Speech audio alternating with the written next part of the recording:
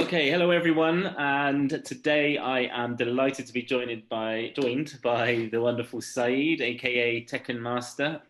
Saeed, how are you doing today? I'm doing fine, man. How are you? It's good to be here with you. Thank you for having me. Awesome. No, thank you for your time. So, for everyone tuning in, first of all, Saeed here, Tekken Master is, I'd say, arguably, if not officially, the number two Mortal Kombat player in the world right now, based on your last two international events, at least, right? Is that fair to say? Yes. Excellent. Okay, so congratulations first of all on that. I know was it last week or the week before you became second, which kind of cemented your place at the top of the game there. Yeah, I just came from Ukraine um to almost 2 months now. Well, one Okay, month and a half, yeah. okay, so it was It really was a great time there. It absolutely happened brilliant. to try to prove myself, A lot of doubters around the world. Even if you get number one, there will still be doubters that you cannot do it again. And thankfully, I did it. Amazing, congratulations. Well, and I guess there's always new people coming in as well, right? There's always new young gamers picking it up and training hard and trying to get to the top. Overcome the old players. Yeah, yeah. Do you class yourself as old already? Like how long have you been gaming? What's your how did it start? Competing for 11 years. I've been Okay, competing, but gaming since I was 6 years old. Now I'm 26. amazing. So very much your whole life. That's great. Yes, yes. And so that was so let's start there. So when you were six then. So this was a family thing. This was how did you do you remember those first moments? Like what was it all about at the beginning for you? I was lucky that I'm blessed with the four brothers and Right. a family that really take care of us. I was playing with my brothers all day, fighting games, other games, and I saw myself loving fighting games more than anything else. So I Yeah. was playing King of Fighter, Tekken, Street Fighter, all fighting games with my older brothers, and they Yeah. taught me how to play the game. Slowly, slowly, I've been leveling up, and they saw that I excel in fighting games and I have talent. So they decided to fly me all over the world, slowly, slowly. Wow. And so Yes. for 11 years you've been doing competitively. So is it yeah, so this is full time for you now. This is your career is focused on esports, right? Yes, it was a full time since like 2017 Okay. when Okay. I signed with NASR Esports Yeah. officially. Before that, I was like independent like player Right. and was traveling for myself and Yeah. just trying to prove myself. Very good. Amazing. So another inspiring story of how, if you believe in something, you can just follow your dreams and make it happen, right? Yeah. Yes. So let's carry on with that. So you mentioned NASA. So I've been speaking, understanding a bit more about the team's layout in especially in MENA at the moment. How have NASA helped you? Like, talk to me a bit about the team vibe and how how does NASA support you, for example, and how has that impacted you? Yes, yes. Nasser basically is the one who sent me to the tournament where I got famous from, which is Evo 2016. Yep. I fought Sonic Fox in the grand final, and I got second. And from them, they got inspired to keep growing the team. So Yeah. they started a team called NASR Esports, and they signed the best players around the Middle East, Arabs only, Yeah. and they signed with me with the players like Big Bird, Shark Teeth, and other players as well in other games. And from there, it started the journey. They flew me around the world, and slowly, slowly, we grew together. And here we are, um, Awesome. considered number one MENA team, Yeah. and especially in the FGC, like there are no other teams in the Middle East who can represent the Arabs in the world in the Yeah. fighting game divisions like we do. Okay. So Yes. it's an extended family, right? I mean, everyone seems to be very supportive, and it's a big team now, but especially at Yes, NASA. it's very hard to compete worldwide in Yeah, fighting games. yeah, It's really hard to find good players here in the Middle East playing right, fighting games because it requires a lot of dedication and practice and Yeah. talent and all of that. And here, to do that, you need to travel to the US to prove yourself.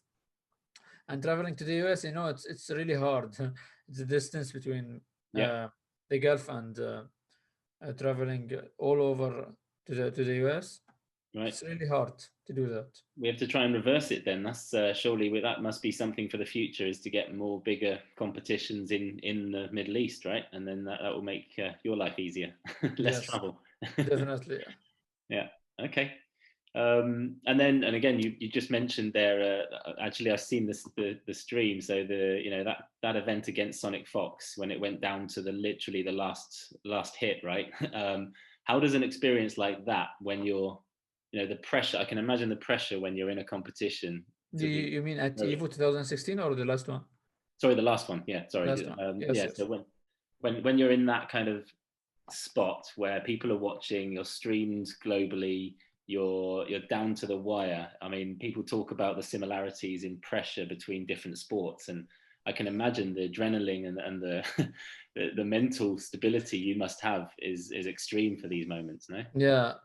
All the people around the world who watches Mortal Kombat, they just want to see me going head to head against Sonic Fox, Yeah. which is considered the best player in the world, definitely, and even the best esports player in the world, not just in fighting game. Yeah. Yes, I think back in 2020 or 19, where he got his um, best in the world in esports trophy. So to fight him, it's really an honor for me. Every time I enjoy fighting him, and I did my best to try to knock him out, which I did in winners final. Yeah. And then he came back in grand final. The format was different. They wanted the tournament to be special, so they did first to five. Whoever reaches first to five wins the tournament. But if you're coming from losers, you have to win first to five twice. Yeah. I was coming from winners because in winners final I beat him, and then he came back to me. He beat me 5-4 in the first set, Yeah. and then he beat me again the second set, and Close. yeah, it was yeah. I was this close from winning. Yeah. Just one micro wrong decision from me, which cost me the whole tournament. Yeah. Yes, and still I made my country proud and all the Middle East, and there is nothing to be ashamed of. Yeah. To be number two in the world is just something I was dreaming of, when I was a little kid.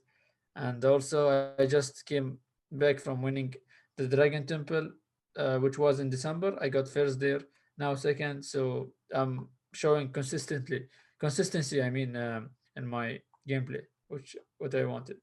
You really are, yeah, and carrying the Bahrain flag everywhere you go, which is amazing and inspiring for the nation. I'm sure there's many people following you there. So tell me about everyday life then. What is it actually like? Can you try and describe in some simple ways, like for a professional esports player such as yourself, how do you spend most of your days? Like, from how long are you training? When are you a morning person? Do you play through the night?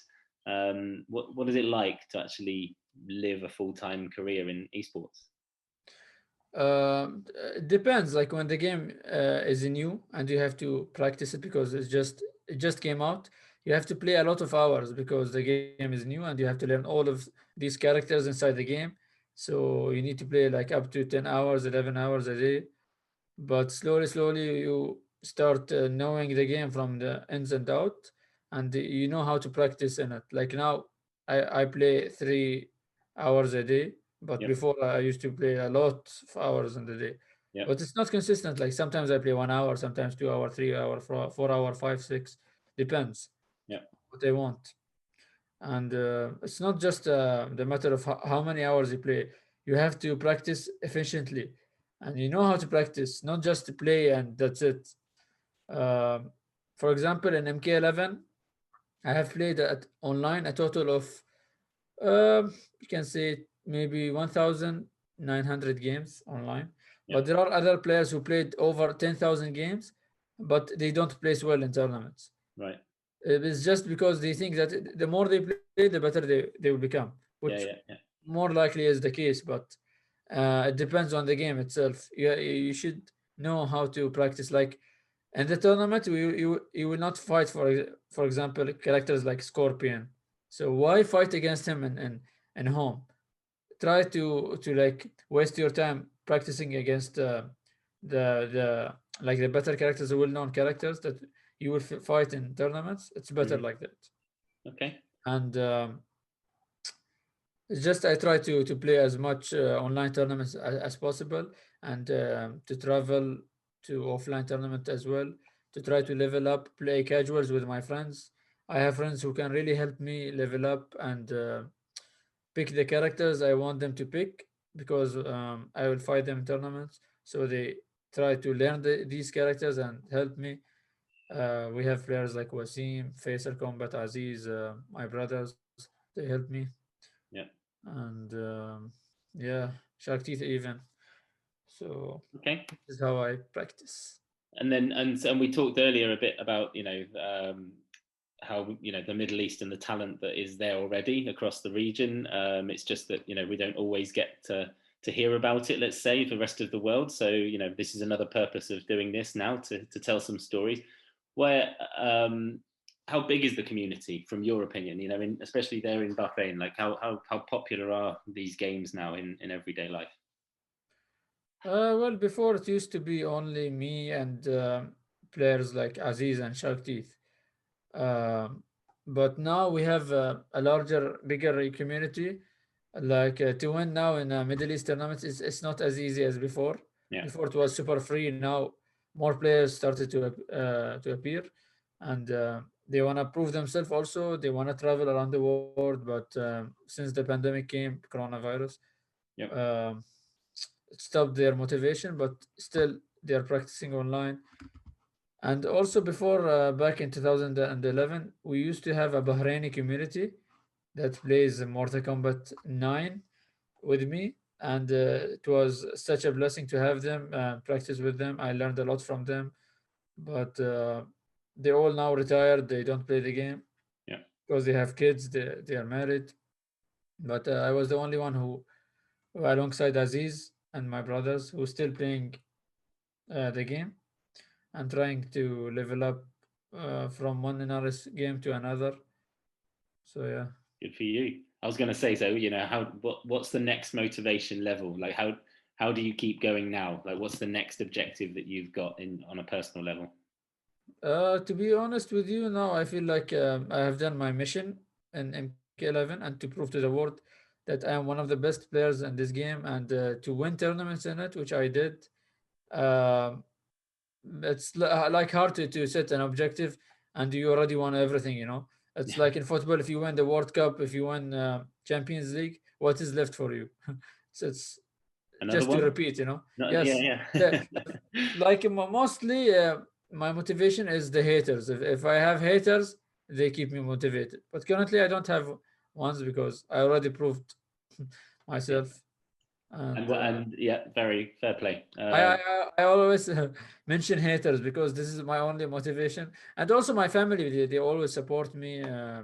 Like in my country, they rely on me, and Yeah. like whenever I travel to any tournament, there are a lot of pressure inside my head because if I don't do well, then I will let all the Middle East down, all the Arabs, because I am the only one who represents them in MK11 and Injustice 2. No one travels with me Yeah. now. So So yeah, I just wanna make them proud. very, very noble. I like it. Very good. When you say about haters, like is that maybe one of the negatives? Would you say because everything is online and on forums, of course, you get a lot of people, in chats saying all sorts. Is that a negative or is For me, that just I yeah? experienced hate. Just this is my mentality. If I want to do well in a tournament, I Yeah, remember someone like telling me I'm not good enough. Nobody tells me that, but yeah, just yeah, in yeah, my head, this is how I like yeah. become better. Good. It's a strong mindset. Haters makes you stronger. Yeah, But if you're entering the tournament and everyone is telling you will win the tournament for free, for sure you will win it. You will not get motivated. But yeah. if someone is telling you you cannot do well in this tournament, you don't have what it takes. you will be more motivated to do better. That's you need a strong mindset though. That's impressive because that's what we need to teach more people, I think, especially more younger, people who do get intimidated by others. It's an amazing Yeah, skill. haters is everywhere. Even if you're the best in the world, you're the worst in the world. Players like Cristiano Ronaldo, Lionel Messi, LeBron James, every good player has haters. Absolutely. Like you will have haters no matter how good you are, no matter how bad you are. Yeah. Anything you do in this world, you will have hating for it. Bad but true. Yeah. Try to take advantage out of the hate and turn it into positive energy that will try to help you become better in tournament. Very good. Lots of wise words in this. I hope some younger players will watch this one day and be inspired.